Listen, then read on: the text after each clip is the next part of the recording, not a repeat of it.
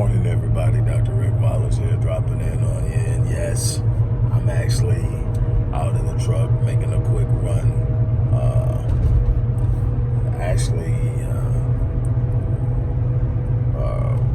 We're out of elderberry, and so I'm about to make a quick grab on that.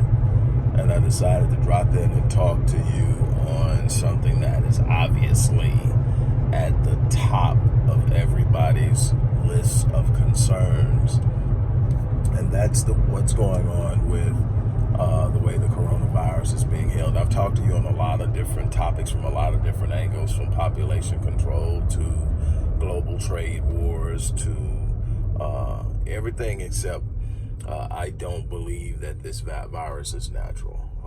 That's based off of the research that I've done about this specific strand of coronavirus and how it went from being something primarily found in animals to now being a primary target of humans and not animals. There are some speculations. There are some who claim to have a true knowledge of how this actually came about, and it was definitely genetically engineered. Again, I'm still researching all of that, so before I lay claim to or staple myself to any particular theory as being validated, I will just leave it as there's a lot to be answered. What I will talk about is the importance of being prepared. The movement away from the notion that we can depend upon our government to take care of us and look after our interests when the government has never done that for us. It has always been the responsibility of the people on multiple levels, the people, period, and us as a race. The general population and blacks as a race.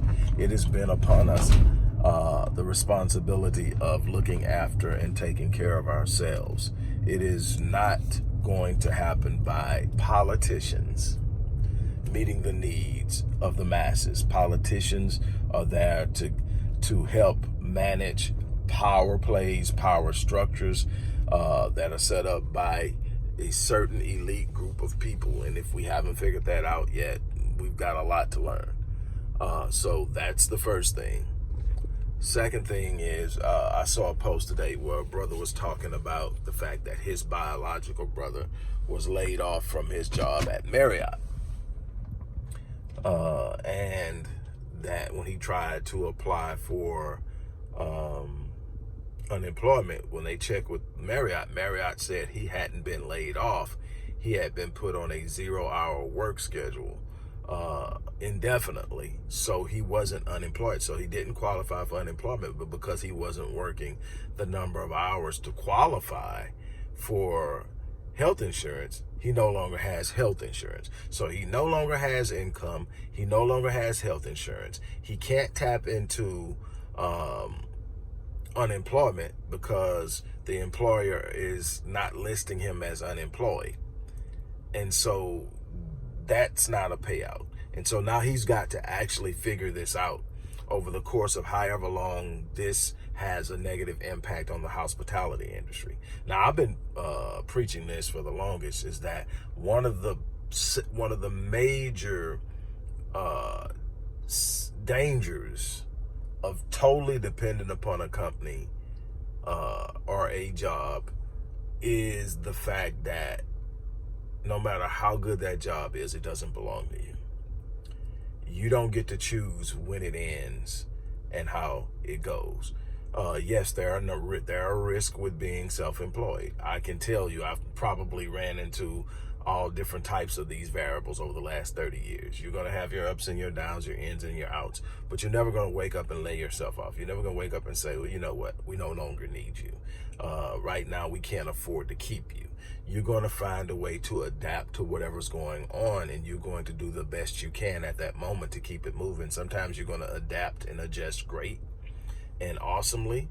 Other times you're going to slip up and it's going to suck and you're going to have to get through it. But you're going to always be in the game because you control the narrative. And this is not me dumping on anybody who has jobs. You got to do what you got to do to feed yourself, your family, and keep a roof over your head and all the other things you want to do. But you should always be looking for ways to diversify, create multiple streams of income, create things that you control. Therefore, when things get difficult, not only do you have things to fall back on, you also have a natural mindset of jumping in and saying, I'll figure it out, instead of saying, man, I got to find a job somewhere else.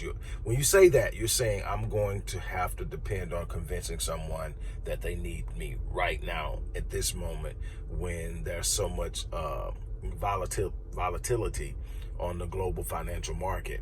And that is a scary proposition. Now, as a business person, you're going to have to convince people that what you have, they need to buy, because people are going to be skeptical about spending that money. But at least you have something that you control. You're never going to sit up and say, nope, I'm laying you off this morning. That's not going to happen. So that's the thing that I want us to really focus on, is being prepared, looking at ways that we can get together and do some things for ourselves. This is an opportunity, actually, to put it to work, to try some different models and theories, and see how they work for us in a time like this, because there are a lot of people are sitting at home now. Some are sent home to work, and others are sent home to wait. If you're a person who's been sent home to wait, you need to be working. You need to figure out something you can do. You need to find your value. You need to find your value in the world and in the marketplace. And in that value is a way for you to earn a living and to feed your family. And so I'm going to leave you on that note. I'm going to get out of here, go get this elderberry, and get back to the house. All right, I'm out. Peace.